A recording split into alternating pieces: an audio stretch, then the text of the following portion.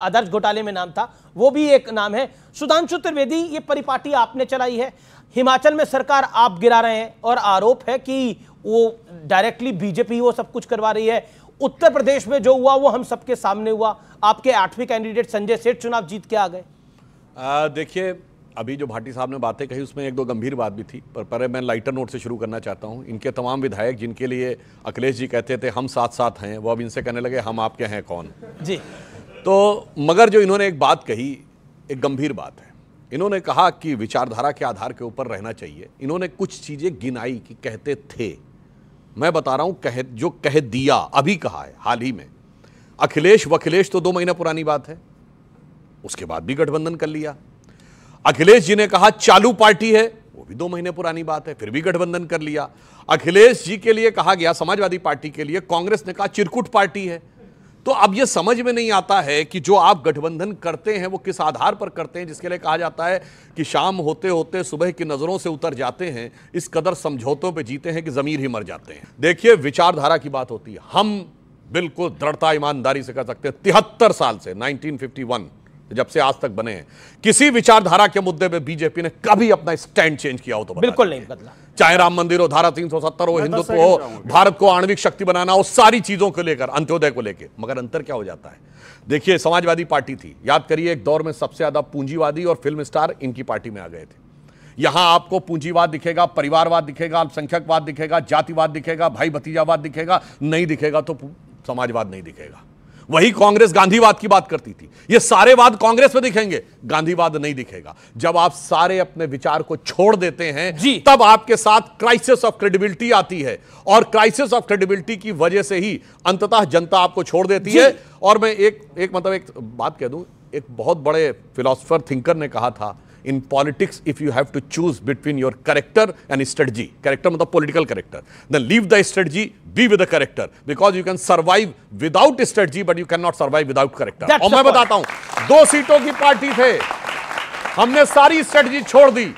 हम जनता दल से गठबंधन कर सकते थे, कांग्रेस से गठबंधन कर सकते थे, कम्युनिस्ट हमने कोई नहीं किया।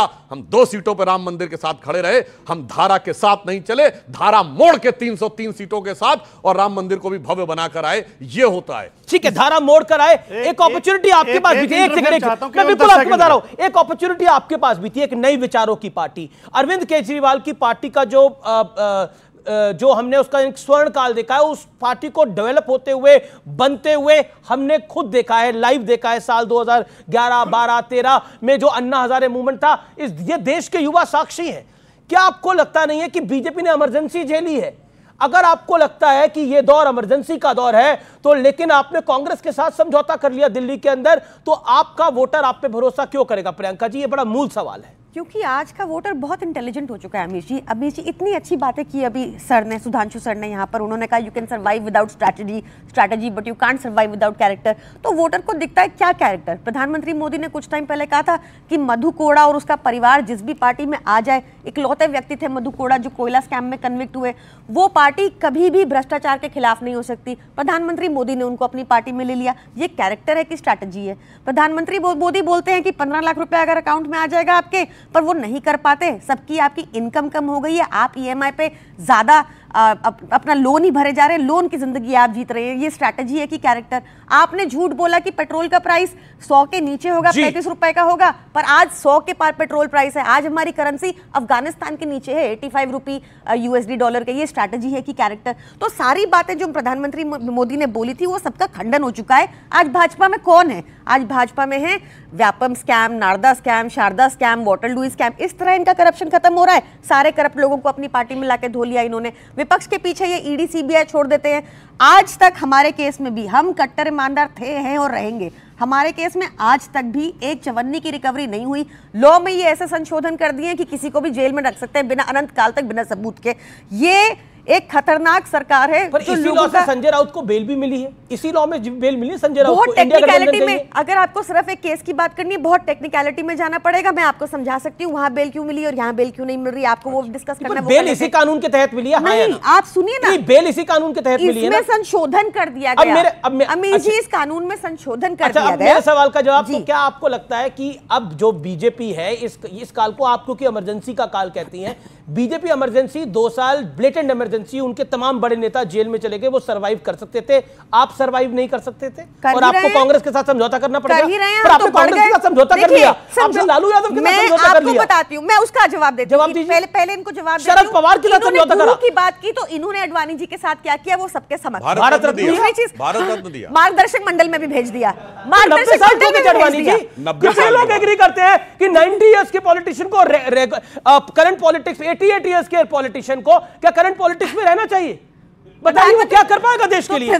88 इयर्स के पॉलिटिशियन को क्या राजनीति, रेगुलर राजनीति करनी चाहिए या प्रियंका कक्कड़ को करनी चाहिए, सुधांशु त्रिवेदी को करनी चाहिए, रोहित अग्रवाल को करनी चाहिए और राजकुमार भाटी को करनी चाहिए? क्वेश्चन आप कैसे भी पूछ सकते हैं? क्या आपको लगता है कि 80 ईयर वाले पॉलिटिशियन के पास ज्यादा एक्सपीरियंस होगा, उस एक्सपीरियंस को यूज करना चाहिए? तो वो छोड़ देते हैं। सुनिए, आप सुनिए, मुझे बात करने दीजिए। इनकी राजनीति क्या है? चंडीगढ़ मेयर इलेक्शन किसने नहीं देखा कि कैसे इन्होंने वोटों की चोरी की? वोट चोर है भाजपा, ये वोट जीतने के लिए किसी भी हद तक जाते हैं, ये सारी अनैतिक हरकतें करते हैं। इन्होंने वोट चोरी चंडीगढ़ में की, ऑपरेशन लोटस करते हैं। अभी जो हेलीकॉप्टर चॉपर यूज हो रहे हैं वो कौन खर्चा उठा रहा है? पूछ ले, जनता का पैसा है, वो जनता का पैसा है। करके शिमला टू पंचकुला, पंचकुला टू शिमला घूम रहे हैं, इसकी सबको बहुत चिंता है। उस हेलीकॉप्टर में ईंधन किसका डल रहा है? ये सवाल मैं नहीं पूछ रहा, विपक्ष पूछ रहा है। देखिए, हमारे हेलीकॉप्टर तो पार्टी लेती है और पार्टी चलाती है, मगर जो कहते थे वैगन आर में चलते हैं, उनका सुनिए, उनके मुख्यमंत्री जो पंजाब के हैं, उनका काफिला कैप्टन अमरिंदर सिंह से भी बड़ा है, बादल जी से भी बड़ा है। 3 दर्जन से गाड़ियों का लश्करे जर्रार चलता है और वो तो पेट्रोल जनता का फूकता है मेरे भाई। जो कहते थे कभी, अब सुनिए, अब मैं बताता हूं। प्रियंका जी ने बोला, कैरेक्टर जानते क्या होता? मुझे चाहिए जन लोकपाल टोपी, सत्ता में आए टोपी पहना दी इधर, अब नहीं चाहिए मुझे चाहिए। सुनिए, सबसे शपथ भरवाया, मैं बंगला नहीं लूंगा, बंगला ले लिया, मैं गाड़ी नहीं लूंगा, ले लिया, मैं सिक्योरिटी नहीं ले लूंगा। इस समय भाई देखिए, मैं इसमें इनका मजाक नहीं, या तो ये बचकानी हरकत कर रहे थे या शातिराना हरकत कर रहे थे। पंजाब के मुख्यमंत्री को जरूरत है, जो भी मुख्यमंत्री होता है उसको सिक्योरिटी की जरूरत है। फिर उसके बाद बच्चों की कसम खाता हूं कि वो नहीं करूंगा, क्या कहते हैं वो बदल दिया। समझौता नहीं करूंगा विपक्ष के। और मैं कहता हूं जाके चेक करिए, 27 अक्टूबर 2013 इनका ट्वीट है अरविंद केजरीवाल जी का, कि मैंने सुना है कि शीला दीक्षित जी के घर में 12 एसी लगे हैं, 15 एसी लगे हैं। मैंने सुना है कि बाथरूम में भी एसी लगा है। मेरा कलेजा कांप उठता है कि कौन भरता है इसका बिल, जब दिल्ली की 40% जनता झुग्गी झोपड़ी में रहती है और उसके बाद अपने घर में 1-1 करोड़ के पर्दे लगे हैं। सबसे लंबे समय विपक्ष में कौन रहा? भारतीय जनता पार्टी। कौन तोड़ पाया हमें? कोई नहीं तोड़ पाया। और आपने कहा ये साहब, एक ऐसा भी कानून था इस देश में, अगर इनका प्रियंका जी कहना है तो कोर्ट को उस कानून को रद्द कर देना चाहिए। कोर्ट ने कई कानूनों में किया, राहुल गांधी की सजा बहाल कर दी, हमारे इलेक्टोरल बॉन्ड वाले विषय के ऊपर भी दिया। ऐसे कैसे आप कह रहे हैं? मगर इस देश में एक कानून था, भाटी जी को निश्चित पता होगा, DIR और मीसा। आपको पुलिस बंद कर ले, आपको कारण नहीं बताएगी, आप जमानत की अर्जी नहीं दे सकते, लालू यादव ने अपनी बेटी का और आप कोर्ट में नहीं जा सकते, ना वकील, ना अपील, ना दलील। जब तक सरकार चाहेगी आप जेल में रहेंगे। अरे हम तब भी नहीं टूटे थे, टूटते वो हैं जिनके हौसले और इरादे दमदार नहीं होते। आपके देखिए आपके तो पार्षद भी चंडीगढ़ में टूट गए, लेकिन